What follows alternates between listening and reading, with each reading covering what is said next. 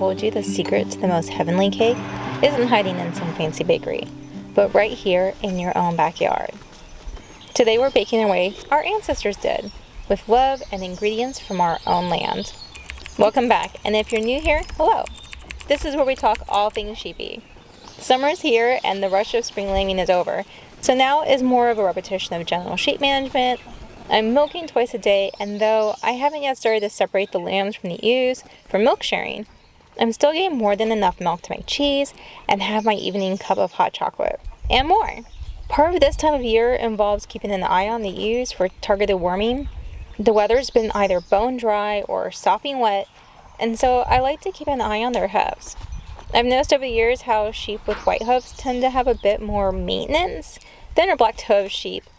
How about you? I do like how the ebb and flow of the sheep work coincides with the garden.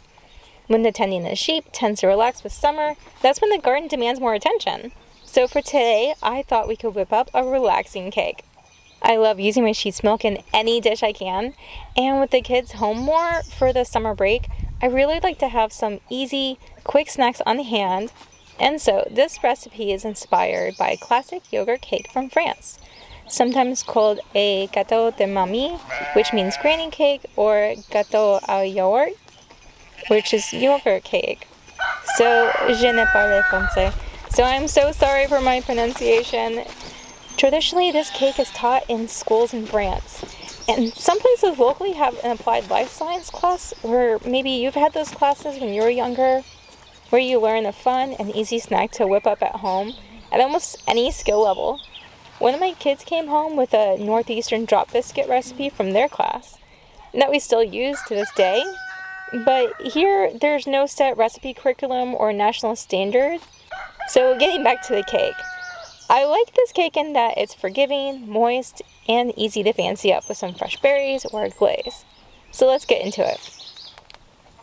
There are many recipes for this classic cake available online and in print. Most involve the use of yogurt cups as a unit of measurement. I think that's why I saw it called a no measurement cake, or a 1, 2, 3 cake too. It's kind of a mnemonic to remember the recipe and the name. I'm using regular measurements here though. I'll have the recipe details in the description below. So let's go ahead and turn on our oven to 350 degrees Fahrenheit or 175 degrees Celsius. This is a quick batter to make, as fast as brownies or cornbread if you ever made those. I'd even go so far as say almost as fast as a box mix. So we need to give our oven some extra time to warm up. For this cake, I'm using my sheep's milk yogurt, but any plain yogurt will do as our base. I read how in France they call this cake Wednesday cake because little kids don't have class on Wednesdays, so families use time to bake together on that day. I think that's really sweet. Cooking as a family can be really rewarding, and as the saying goes, many hands make lighter work. Though if you have really little kids, it's probably more like brushing your teeth while eating Oreos type of cooking experience. Regardless. So in a bowl, let's add our yogurt and eggs and mix those guys up. And start measuring our other ingredients. We'll need about 200 grams of sugar or 1 cup. I made this Totoro sugar keeper to help my sugar from clumping too much. So next we want to add our flour. If you want to use cake flour, you can. I'm using all-purpose flour. So we mix until combined and then add in our baking powder. Last but not least, we add our oil. I'm using a veggie oil. I buy it in bulk and import into something I can hold. Plus it's fun to have pretty containers. I like to think it makes for a more joyful cooking. So let's mix it well. I like to scrape the bowl down and make sure everything's mixed so no pockets of flour or whatnot. Oh, and let's prepare a pan. I just use extra oil and brush it in. Similar to greasing it with butter or a spray, I just like to make sure it's pretty well greased. So once our pan's ready, let's add our batter. You're supposed to only fill it up about halfway, but I'm going to add all of it in and deal. Usually this means it bakes extra long, so let's go ahead and pop this in our oven and cook for 30 to 50 minutes. Once our fork or skewer comes clean, we know it's ready. I'm testing it in the center of the cake since I overfilled my pan and it'll take longer than usual. So I'm just checking about every 10 minutes from when my skewer looks like it's partially baked, but needs some more time. Okay, so our skewer's clean. Let's pull our cake out of the oven, let it cool some, and then loosen it up. Pop it out and glaze. So a few minutes have passed, so I'm going to run a knife around the edge of the loaf. I want this loaf to be picture perfect, so I'm being extra careful. I feel like it's not going to stick. Usually you can tell when you're running your knife around if it's sticky or not. It doesn't feel like it's going to stick too much. So let's go ahead and flip this over. It looks like it has a spot underneath that it's clinging to, so I'm going to use a knife to add a little bit of pressure and then let gravity do the rest of the work in loosening that cake for us. It helps to have a strong pan for this step, and here it comes. Let's flip our cake over. For a final touch, we can top it with fresh berries, but I'm going to make a glaze.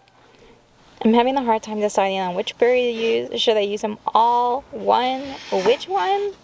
Maybe add some yogurt to the glaze for some added tang. I'm going to make this glaze in small bits. So I'm going to grab a couple of berries, mash them well. I'm leaving the seeds and pulp in, but if the texture bothers you, strain and use extra berries to compensate, since you'll lose some of the juice with the straining process. Next up, let's add our powdered sugar, a few spoonfuls at a time. I like to just eyeball this, but I put a more hardline recipe in the description below. I'm aiming for a lovely, thick drip. As it cools, the glaze will harden as well, and darken in color. So let's drip this on. If you don't want to fancy it up with a glaze, a really simple substitute is a dusting of powdered sugar on top. Maybe even some sprinkles? I'm mixing up more mini batches of glaze as needed. I really hate making more than I can eat, so I like to mix this up in about 1/4 of a cup amounts. 5 more berries in, and let's mash this well. Then mix it up and glaze. I want to add a bit more color, so let's pick some herbs. I'm using some chamomile flowers. Fortunately, the chickens don't eat this one. We have some mint. Several decades ago, this place used to be a farm, so I wonder if all our mint is from them all those years ago. And the chickens don't eat this, but the sheep do. Right now our lawn has gone to seed, which may seem like a bad thing, but our chickens love to eat the seeds of grass. And dandelion too. I imagine the wild birds really enjoy it as well. I do know they like the thistle. So now that we have our herbs, let's add some more color to our cake. I'm adding a berry here, a flower there. Sometimes it's hard to know whether more is more or less is more. I'm trying to make these flowers into like a little bit of an S curve, but let's go ahead and stop here. So on to the taste test. I love how the sugar crystallized on the outside. It's a nice contrast in texture from the soft center. It's moist, flavorful, and tender. I love the crumb texture, and I can definitely see if you want to add some lime or lemon zest. It'd really work well with the flavors of the blackberry and the yogurt. And it would be perfect with coffee, tea, or just on its own. So what do you think? Have you ever made a yogurt cake before? Or thought yogurt could be used in baking too? If you made it this far, an extra special thank you. I appreciate you. If you found this video helpful, please give me a thumbs up. Don't forget to subscribe and leave me a berry emoji. Thank you so much for watching, and I'll see you in the next one. Ta-tas!